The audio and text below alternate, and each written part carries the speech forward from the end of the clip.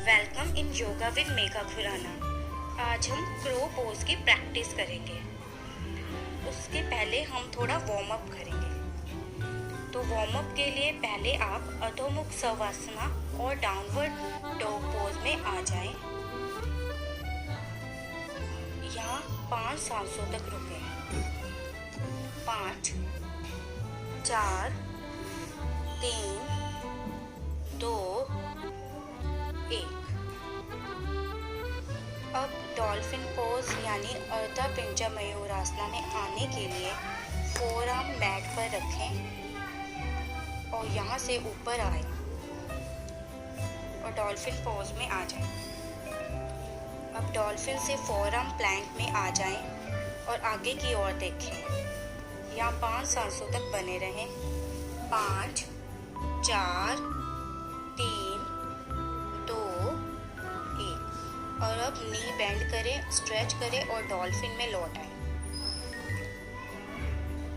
और यहाँ 5 सांसों तक बने रहे। 5, 4, 3, 2, 1। फिर से फोरआर्म प्लैंक में आ जाएं और 5 सांसों तक बने रहें। 5, 4, 3, 2, 1। फिर से डॉल्फिन पोज में आए और अब डॉल्फिन से आप प्लैंक पोज यानी फलक आसना में आ जाएं। अब अपना लेफ्ट आर्म ऊपर उठाएं और साइड प्लैंक में आ जाएं। फिर राइट आर्म ऊपर उठाएं और स्विच करें।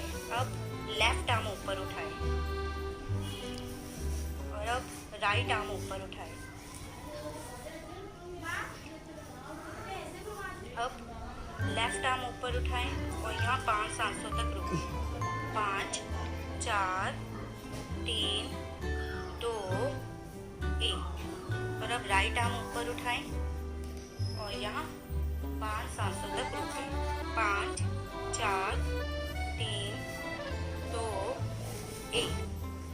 अब हमारा वार्म अप कंप्लीट हो गया है। अब हम प्रैक्टिस करेंगे क्रो पोज। उसके लिए पहले ताड़ासन मुद्रा में सीधे खड़े हो जाएं। इसके बाद नीचे झुकते हुए अपने दोनों हथेलियों को खोलकर मैट पर रखें।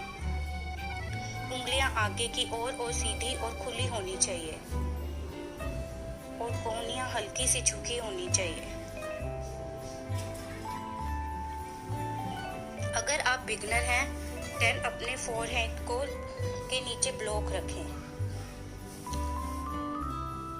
अपने घुटनों को आर्मपिट के पास लाने की कोशिश करें।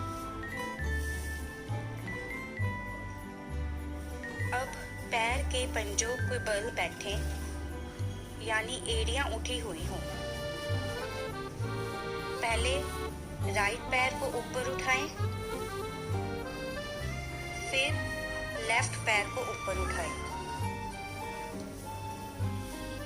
फिर से राइट पैर को ऊपर उठाएं, फिर लेफ्ट पैर को ऊपर उठाएं। अब शरीर का भार दोनों बाहों पर डालते हुए पैरों को जमीन से ऊपर उठा लें। दोनों पैरों को जमीन से ऊपर उठा लें।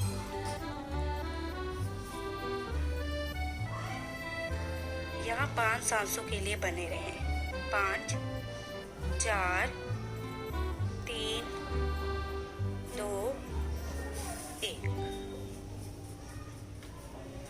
नमस्ते।